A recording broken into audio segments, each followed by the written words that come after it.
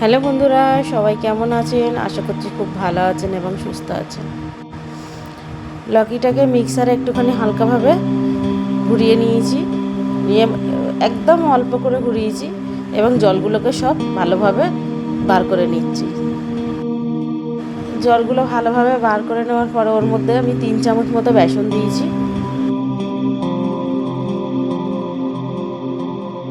1 চামচ নুন দিলাম এবং এর মধ্যে বেশ কিছুটা কুচনো পেঁয়াজ দিয়ে দিচ্ছি।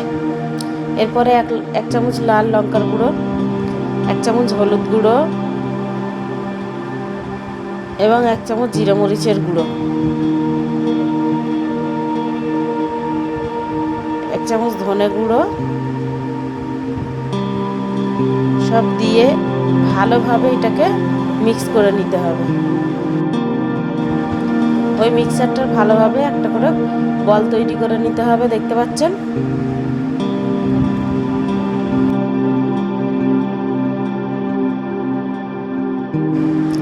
এবার একটা কড়া নিয়েছি, কিছুটা তেল দিয়েছি, একটু বেশি মতোই তেল দিতে হবে এখানে। আপনাদের ইচ্ছা সাদা তেল বা সরষের তেল দিতে পারেন। তেলটা গরম হয়ে গেলে এক এক করে লকির কোপ্তাগুলোকে ছেড়ে দিচ্ছি।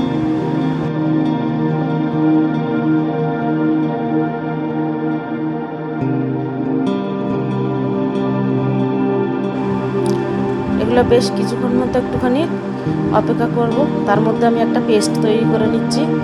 একটা কাঁচা লঙ্কা, একটা পেঁয়াজ আর একটা টমেটো দিয়ে একটু ভালোভাবে একটা পেস্ট করে নেব। ভালো লাগলে প্লিজ সাবস্ক্রাইব করুন এবং লাইক করতে ভুলবেন না। কোপ্তাগুলো সব ভাজা হয়ে গেছে, তেলটা তুলে নিয়েছি। এবার যেটুকুনি তেল লাগবে আমি সেইটুকুনি তেল রেখে দিয়েছি। এখানে একটু জিরে ফোড়ন দিলাম। এবার একটা তেজপাতা আর একটা শুকনো লঙ্কা দেব। একটুখানি গন্ধ বেরোলে তার মধ্যে আমি পেস্ট করে রাখা পেঁয়াজ আর টমেটো এটা দিয়ে দেবো।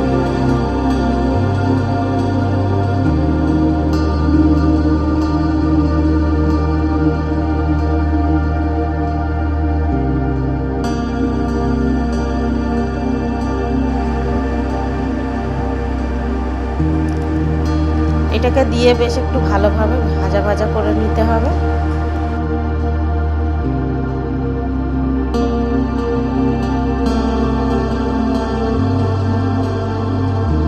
এটা একটুখানি হালকা কালার চেঞ্জ হলে ওর মধ্যে আমি আদা রসুনের পেস্ট দিয়ে দেব, দিয়ে বেশ ভালোভাবে নেড়ে নেব।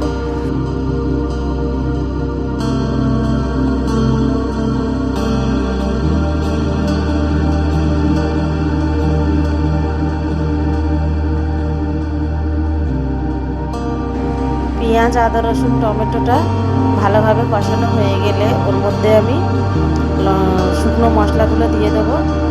একটু হলুদ গুঁড়ো, একটু লঙ্কার গুঁড়ো আর একটুখানি জিরা মরিচের গুঁড়ো।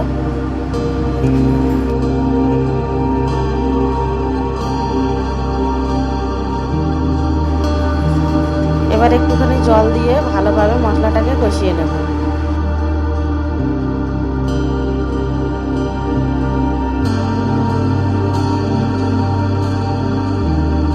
মশলাটা দেখতে পাচ্ছেন ভালোভাবে কষানো হয়ে গেছে। এবার যতটা পরিমাণ জলের দরকার ততটা জল দেব।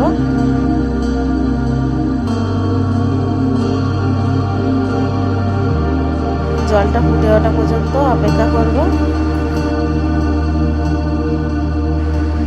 দেখতে পাচ্ছেন জলটা ফুটে গিয়েছে। এবার আমি এক এক করে কোপ্তাগুলোকে দিয়ে দেবো।